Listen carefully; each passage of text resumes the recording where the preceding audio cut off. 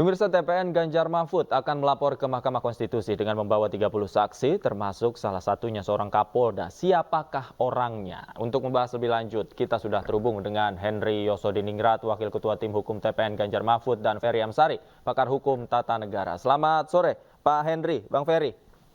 Sore, Mas Davi. Baik, Sore, Bang Henry. Ke Bang Henry terlebih dahulu. Bang Henry, ini bukti-bukti seperti apa yang sudah disiapkan untuk ke Mahkamah Konstitusi? Dan informasinya juga ada satu orang saksi ini yang memiliki kedudukan dan juga berstatus sebagai Kapolda. Saya ingin konfirmasi kepada Anda, betulkah demikian? Oke. Pertama, saksi-saksi, alat bukti, segala macam sudah kami persiapkan ya. Sore ini finalisasi, ya merapikan semuanya, insya Allah karena besok sudah terakhir, maka besok kami sudah sepakat tim hukum untuk menyampaikan itu mendaftarkan itu di Mahkamah Konstitusi. Terkait dengan adanya saksi Kapolda, ya informasi terakhir bahwa Kapolda yang sudah kami persiapkan itu ternyata nggak berani untuk hadir di persidangan ya. Nggak berani untuk memberikan keterangan mengenai kebenaran yang apa yang semestinya beliau sampaikan. Karena sudah ada larangan dari Kapolri untuk hadir, memberikan keterangan, padahal keterangan yang akan diberikan itu kan adalah satu keterangan yang benar ya. Nah, maka timbul pertanyaan dari masyarakat ya, loh kok Kapolri kok tidak mengizinkan Kapolda untuk memberikan keterangan yang benar kan gitu ya, bahkan akan ada sanksi kalau masih tetap akan hadir. Padahal kita sama-sama tahu bahwa prinsipnya hadir di persidangan untuk memberikan keterangan sebagai saksi itu adalah satu kewajiban dari setiap warga negara Indonesia ya. Bahkan artinya bukan hanya warga negara Indonesia, warga negara asing pun di Indonesia ini ketika dia mengetahui ada satu peristiwa, melihat peristiwa dan sebagainya, dan dia minta untuk memberikan keterangan sebagai saksi di persidangan, maka yang bersangkutan itu wajib untuk hadir dan memberikan keterangan, kan gitu. Nah, dengan larangan terhadap Kapolda untuk memberikan keterangan, untuk hadir dan memberikan keterangan yang benar, apakah ini tidak termasuk obstruction of justice gitu loh ya? Kita lihat aja nantilah, siapa tahu ada perubahan ya. Tapi kami masih berharap gitu. Oke. Saya ke Bang Ferry. Bang Ferry, kalau melihat situasi yang ada, membaca peluang yang akan didapatkan bagi para penggugat ini seperti apa kira-kira? Bagaimana? Sorry, saya kurang terlalu mendengar. Oke. Poin terakhirnya, Mas Davi. Oke, Bang Ferry, kalau kita melihat situasi yang ada saat ini, bagaimana kita membaca peluang kira-kira yang dimiliki oleh para penggugat di Mahkamah Konstitusi? Anda melihatnya seperti apa, Bang Ferry?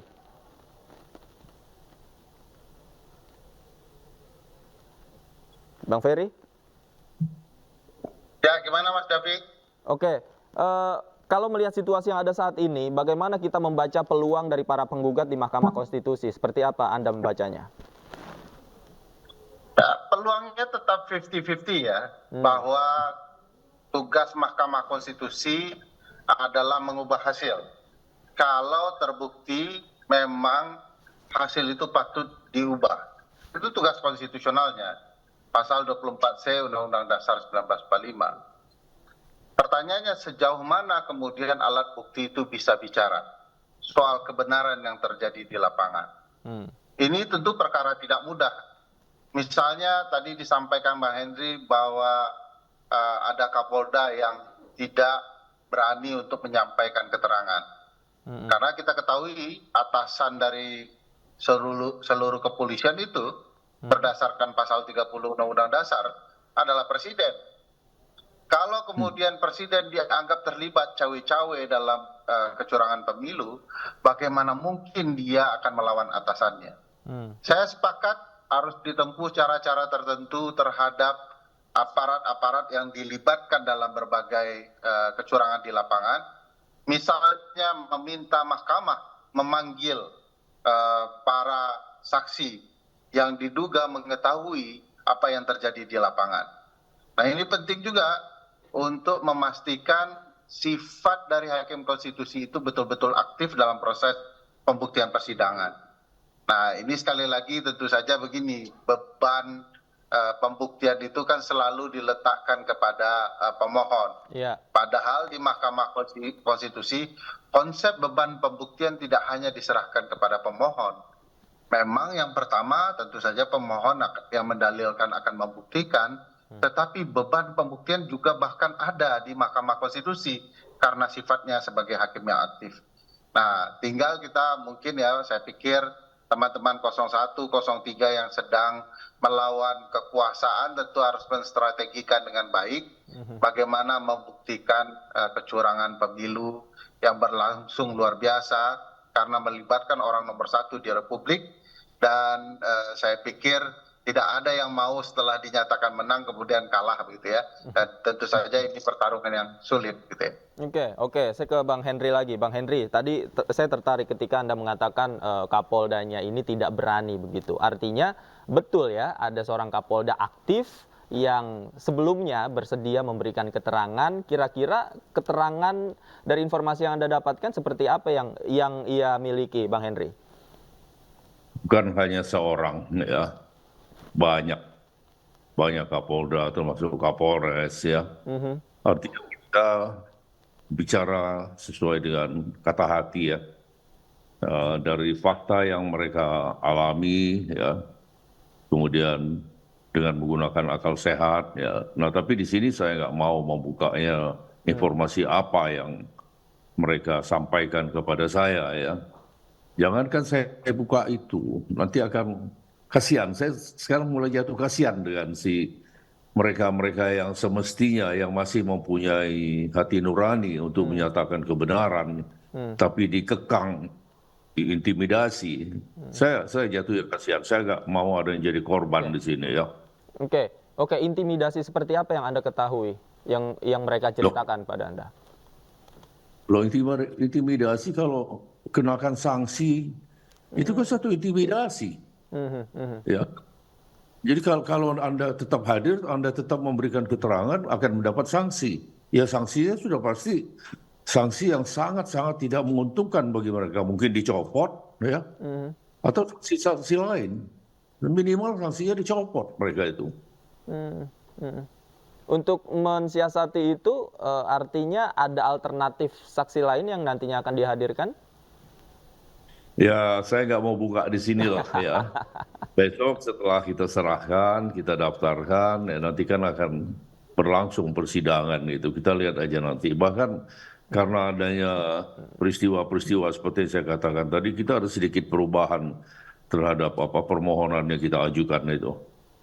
Ya, jangan sudah kita buka di sana, ya ternyata orang yang nggak berani hadir, diancam, toh akibatnya juga yang bersangkutan akan tetap kena sanksi gitu loh. Oke. Saya ke Bang Ferry. Bang Ferry, di sisa waktu yang ada, ini kita lihat saat ini kan bulan Ramadan, kemudian juga gugatan nanti prosesnya di Mahkamah Konstitusi tentu akan memakan waktu begitu. Kemudian nanti ada Idul Fitri. Apakah di sisa waktu yang ada ini akan efektif untuk mengungkap dan membuktikan semuanya di persidangan? Ya, ada beberapa problematika serius ya dalam proses persidangan di MK. Satu, tidak profesionalnya waktu sidang. Iya. Tidak sekedar karena para pihak dipaksa untuk membuktikan dalam 14 hari kerja persidangan MK, tetapi juga waktu. Berkaca kepada pengalaman 2014-2019, itu sidang dari pagi hingga subuh hari. Itu tidak profesional. Bagaimana mungkin teman-teman ini disuruh membuktikan kekuasaan yang terlibat dalam kecurangan dalam waktu yang mata sudah mengantuk begitu ya. Dan itu tidak masuk akal. Itu tidak sehat bagi peradilan kita. Nah, belum lagi beban pembuktian yang tidak mudah. Misalnya untuk membuktikan kecurangan 16 hingga 18 juta suara. untuk memperlihatkan bahwa katakanlah ya tidak sampai 50% atau untuk membuktikan pemilu harus diulangi. Semasif itu Republik ini, ada 514 kabupaten kota, 38 provinsi, ya, 17.000 pulau, 800.000 TPS, diselesaikan dalam 14 hari kerja, itu ceritanya bagaimana, ya. Jadi peradilan itu sudah tidak adil sedari awal bagi pihak-pihak tertentu. Bagi saya ini tidak sehat. Mestinya MK punya mekanisme untuk membuktikan secara sederhana. Contoh, kami pernah membuktikan bahwa pork barrel politics atau gentong babi dalam ruang politik kepemiluan itu tidak sehat. Itu adalah jenis kecurangan penggunaan insentif dana negara. Nah, ini dalam studi yang lain yang dilakukan Litbang Kompas mengatakan ada 51 juta pemilih mengubah pilihannya karena pork barrel politik gentong babi.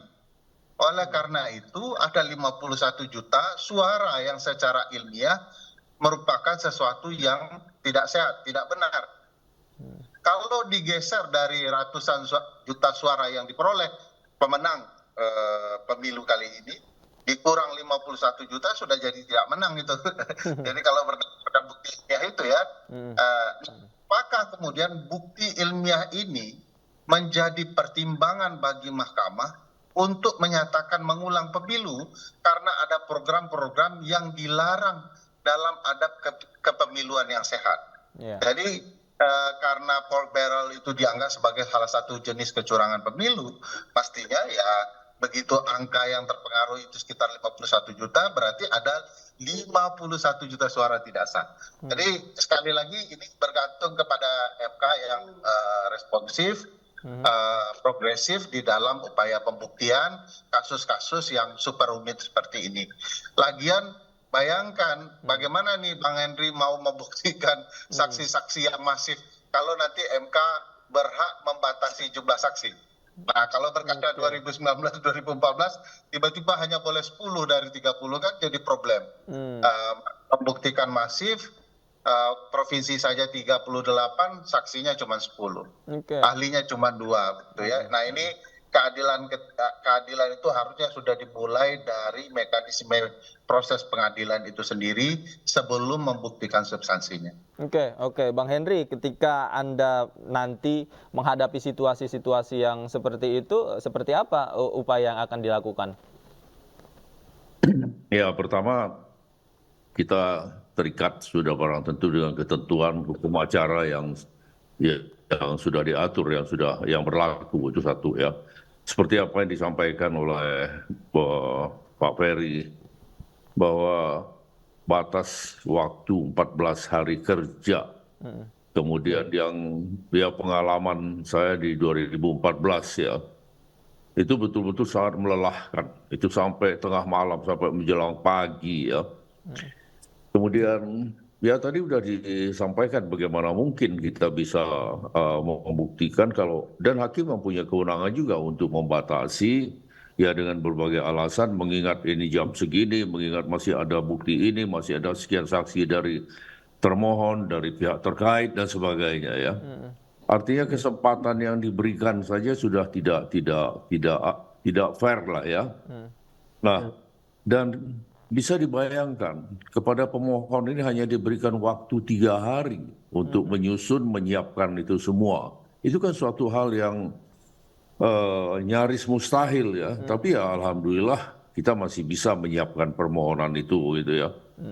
Nah, nanti apa yang akan terjadi ketika nanti muncul hal-hal seperti itu? Ya kita lihat di lapangan. Ya tentunya strategi-strategi juga ada gitu ya. Oke, Bang Ferry, terkait dengan aturan, terus waktu yang juga diberikan, tidakkah ini Anda melihat ada indikasi untuk mempersulit begitu ya, mempersulit bagi para pemohon untuk melakukan permohonannya, melengkapi syaratnya? Apa ada indikasi kesengajaan di sini Anda melihatnya, Bang Ferry? Nah, dari dulu seluruh partai, terutama partai elit gitu ya, termasuk partai presiden dan partai Pak Prabowo, menurut saya ya sengaja karena buat undang-undangnya begitu kan. Undang-undang itu dari waktu hingga proses semuanya sudah berantakan, kacau gitu ya. Bahkan ini penentuan hari dan jadwal hari H pemilu, menurut saya juga sengaja dirancang sedemikian rupa. Hari Valentine Day ya, gitu ya, untuk kemudian suasana tidak terlalu tegang meskipun kecurangan banyak. Lalu setelah hari H itu dalam hitungan beberapa hari datang hari Ramadan, begitu ya. Bagaimana ini Bang Heri dan teman-teman kuasa hukum ya, sambil berpuasa nanti bagi yang berpuasa akan membuktikan hingga larut malam, itu akan banyak sesi-sesi berhentinya itu, baik sholat, nanti buka bersama, buka puasa, lalu nanti kalau kita akan meninggalkan terawih, belum lagi nanti malam untuk sahur dan segala macamnya. Iya. Ini problematika yang ikut dirancang dan dibangun di dalam Undang-Undang 7 2017. Banyak sekali bisa diceritakan soal kacaunya undang-undang ini dan kesengajaan-kesengajaan yang dibangun. Jadi saya pikir kami tidak menuduh tanpa alasan ya. Alasannya itu bisa dijelaskan dari pasal-pasal yang ada di undang-undang. Ada unsur kesengajaan membuat pemilu ini berantakan. Kita tidak usah buktikan bahwa misalnya Sirekap kacau ya, PKPU yang berantakan, PKPU yang muncul setelah anak presiden mendaftar, itu kan tidak profesional. Iya. Banyak hal-hal yang kemudian berantakan yang bisa dibuktikan. Iya. Dan bagi saya puncaknya ya di Mahkamah Konstitusi. Oke. Kalau MK tidak memberikan waktu yang patut dan layak serta alat bukti yang bisa dikembangkan secara patut di floor persidangan, bagi saya Mahkamah cuma gimmick saja untuk merestui karut-parutnya proses penyelenggaraan pemilu kita. Oke, terakhir Bang Henry, besok kira-kira jam berapa ke Mahkamah Konstitusi agar bisa dipantau oleh media dan masyarakat juga tahu nih? Kurang lebih mungkin sore ya, sekitar jam 4. Jam 4 ya, paling lambat jam 5 insya Allah kami sudah di sana. Oke, baik, kita nantikan besok prosesnya seperti apa. Terima kasih Pak Henry, Bang Ferry juga terima kasih banyak atas waktunya sudah bergabung bersama kami di Anju Sore. Selamat sore, sehat selalu Bapak-Bapak.